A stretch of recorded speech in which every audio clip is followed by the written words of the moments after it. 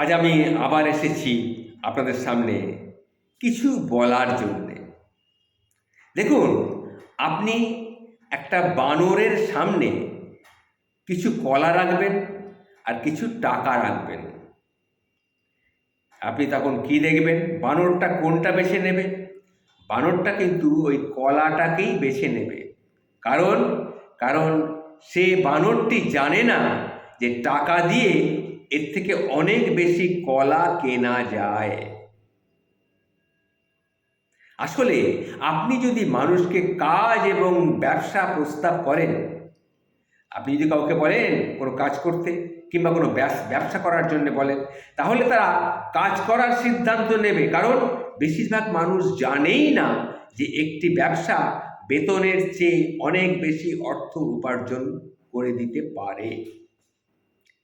দরিদ্রদের দরিদ্র হওয়ার একটা অন্যতম কারণ হলো দরিদ্রের উদ্যোক্তা হওয়ার জন্য কোনো প্রশিক্ষণ দেওয়া হয় না। তারা স্কুলে অনেক সময় ব্যয় করে, আর স্কুলে যা শিখে যা হলো নিজের জন্য কাজ না করে পরের জন্যে বেতনের বিনিময়ে কিছু কাজ করে দেওয়া।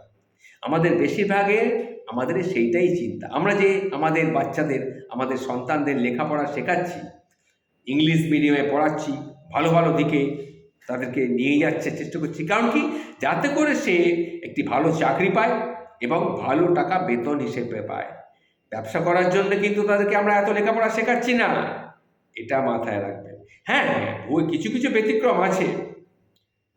বড় ইন্ডাস্ট্রিয়ালিস্টদের মধ্যে এই চিন্তা ভাবনাটা রয়েছে যে আমার ছেলে লেখাপড়া শিখে আরও উঁচু মানের ব্যবসায়ী হতে পারে।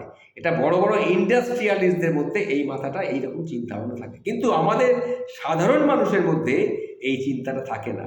আমরা সবাই আমাদের সন্তান সন্ততিদের লেখাপড়া শেখাচ্ছি, ঠিকভাবে গাইডেন্স দিয়ে একটা জায়গায় নিয়ে যাওয়ার চেষ্টা করছি, তার জন্য প্রচুর পয়সা খরচা করছি। কী কারণে?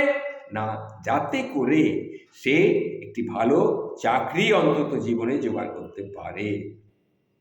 তারা স্কুলে অনেক সময় ব্যয় করে, আর স্কুলে শিখে যা হলো সেটা কিন্তু নিজের জন্যে নয়, ওই কাজ করার জন্যে। কিসের বিনিময়ে? না, বেতন হিসেবে কিছু কাজ করা।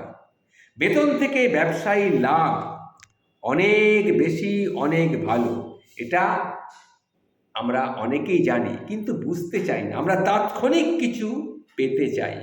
বেতন থেকে ব্যবসায়ী লাভ অনেক ভালো, কারণ বেতন আপনাকে জীবন পরিচালনার জন্য সাপোর্ট দেবে, কিন্তু ব্যবসায়িক লাভ আপনাকে একটি ভাগ্য তৈরি করে দেবে।